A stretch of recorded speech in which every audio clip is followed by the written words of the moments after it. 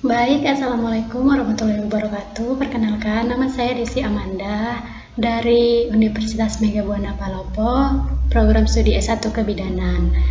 NIM saya B.21.06.044. Di sini saya akan memenuhi tugas dari mata kuliah Biologi Reproduksi yang dibawakan oleh Ibu Arini Purnamasari SST MKes.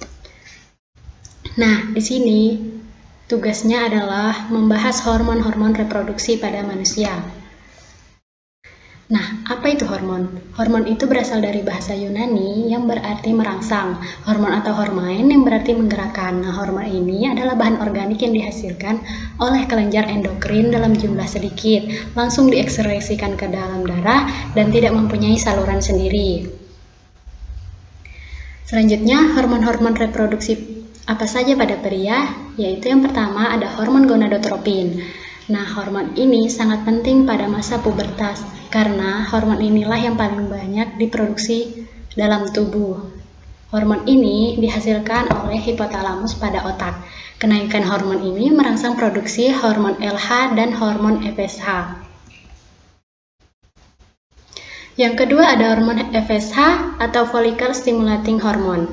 Hormon ini berperan agar organ reproduksi pria dapat menghasilkan sperma. Nah, sperma yang dihasilkan sekitar 300 juta dan masa pembentukan setiap sperma sekitar 65-75 hari. Selanjutnya ada hormon LH atau luteinizing hormone. Nah, saat hormon ini dilepaskan ke dalam darah akan terjadi produksi dan pelepasan hormon testosteron sebagai hormon utama pada pria.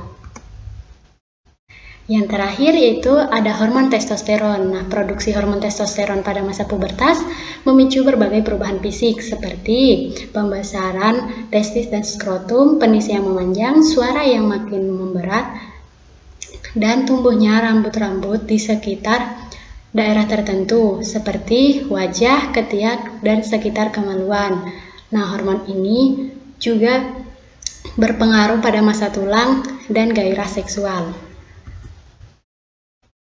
Selanjutnya, kita masuk pada pembahasan hormon reproduksi pada wanita. Yang pertama, hormon gonadotropin releasing hormone atau GnRH diproduksi oleh hipotalamus di otak. Nah, hormon ini berfungsi menstimulasi hipofisis anterior untuk memproduksi dan melepaskan hormon gonadotropin yaitu FSH, LH, dan HCG.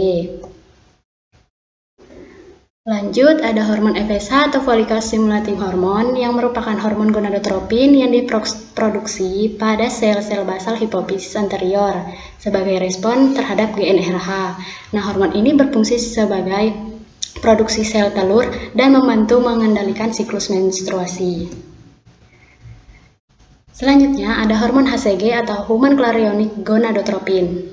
Nah, hormon ini merupakan glikoprotein yang disintetis di sel sinsitio trophoblast plasenta. Nah, kadar HCG ini meningkat dalam darah dan urin setelah implantasi ovarium yang sudah dibuahi. Nah, fungsinya ini adalah meningkatkan dan mempertahankan fungsi korpus luteum dan produksi hormon-hormon steroid terutama pada masa kehamilan awal. Selanjutnya ada hormon luteinizing hormone atau LH. Nah, hormon ini diproduksi di sel-sel kromofob hipofisis anterior. Hormon ini bersama FSH berfungsi memicu perkembangan folikel dan menyebabkan ovulasi di pertengahan siklus. Selanjutnya ada hormon estrogen. Nah, hormon ini dihasilkan oleh ovarium. Jenis hormon estrogen mempunyai banyak jenis. Jenis hormon yang paling umum untuk reproduksi adalah estradiol.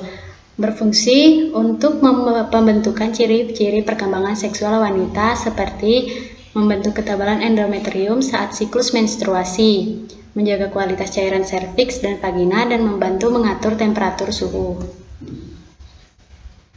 Selanjutnya ada hormon progesteron. Nah, hormon ini diproduksi oleh korpus luteum dan sebagian di kelenjar adrenal dan di plasenta saat kehamilan.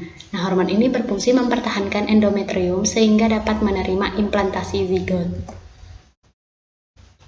Yang terakhir, ada hormon prolaktin. Hormon ini diproduksi di hipofisis anterior dan pada masa kehamilan diproduksi di plasenta.